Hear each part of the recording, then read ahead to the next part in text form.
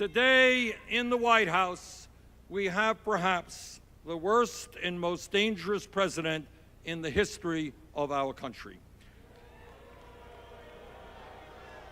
And we also have, not to be forgotten, extreme right-wing leadership in the U.S. House and the U.S. Senate.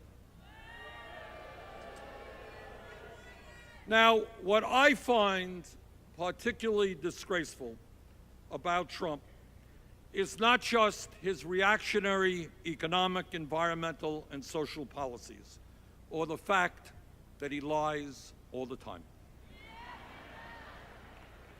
What I find beyond belief is his incredible hypocrisy.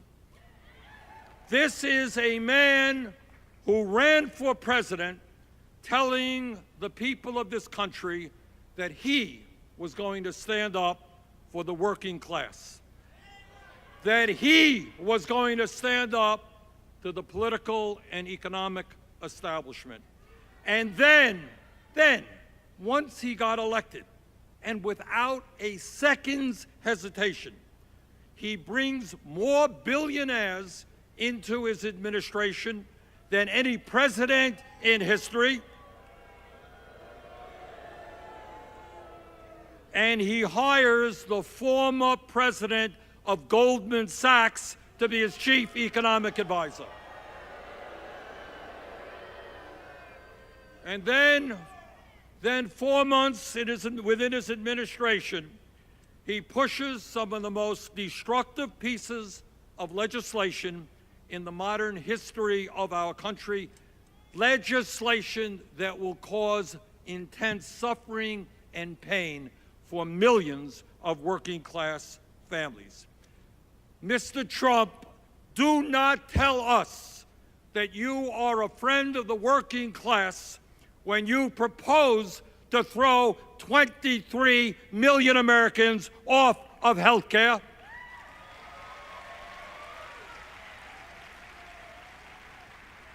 Don't tell us that you care about working families when you want to cut Medicaid by over $800 billion, when you want to raise premiums for older workers in a very dramatic way, and when you tell, Mr. Trump, 2.5 million women in this country that they no longer have the option of getting their health care at Planned Parenthood.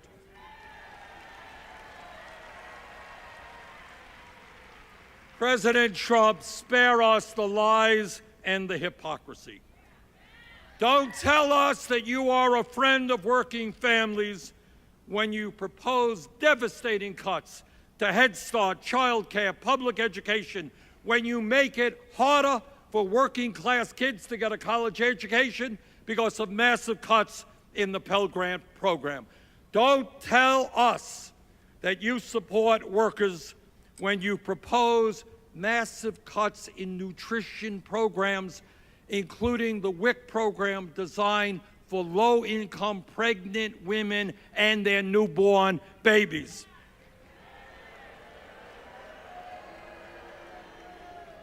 Meanwhile, at the exact same time and within the exact same legislation, as Trump makes massive cuts to life and death programs for millions and millions of children, working people, the elderly, the sick and the poor. At the same exact time, he proposes a budget that over a 10-year period would provide $3 trillion in tax breaks to the top 1%. Trump's budget is the most massive transfer of wealth from working people to the billionaire class that we have ever seen in this country. If you can believe it, he wants to repeal the estate tax, which applies only to the top 0.2%. And that means that while children will go hungry, people will die because they don't have access to health care, the Walton family, a family worth $130 billion, could get up to a $52 billion tax break.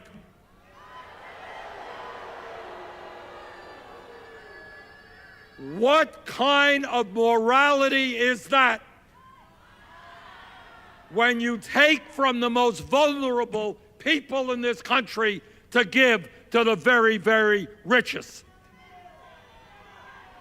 And Mr. Trump, we say to you tonight, you are not going to get away with that absurd set of priorities.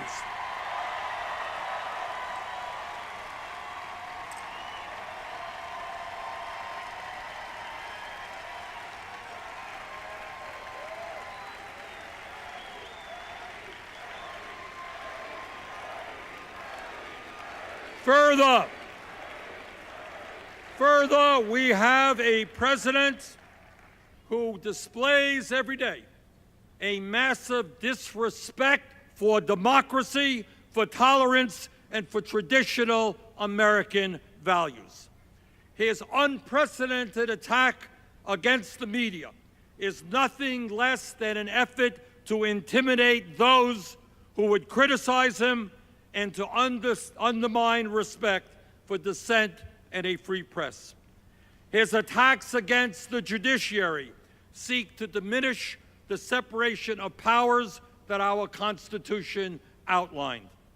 The degree to which he tells blatant lies is unprecedented for an American president, and his outrageous claim that up to 5 million people in the last election voted illegally is nothing less than an attempt to tell Republican governors all across this country to accelerate their efforts to suppress the vote.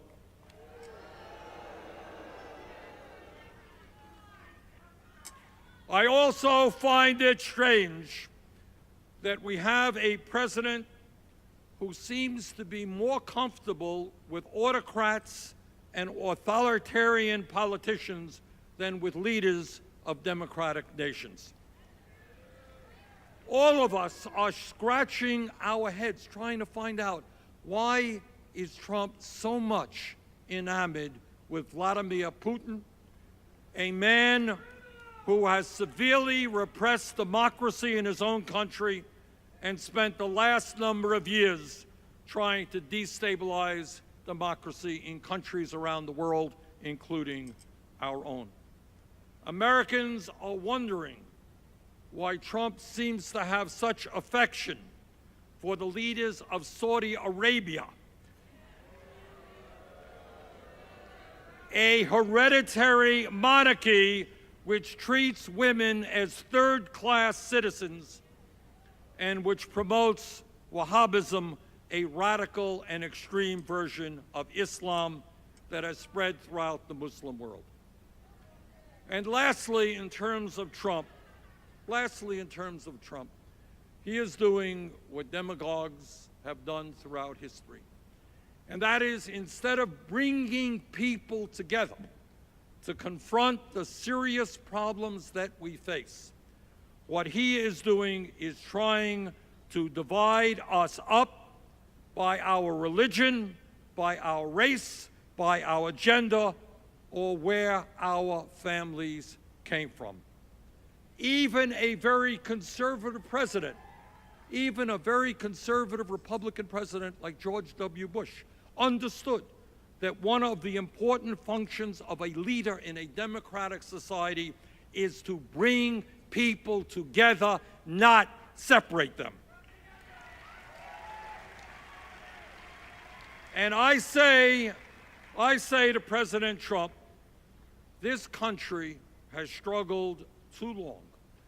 Too many people have fought, too many people have died, too many people have been beaten, too many people have gone to jail in the fights against racism, sexism, xenophobia, and homophobia. Mr. Trump, we are not going backwards, we are going forwards.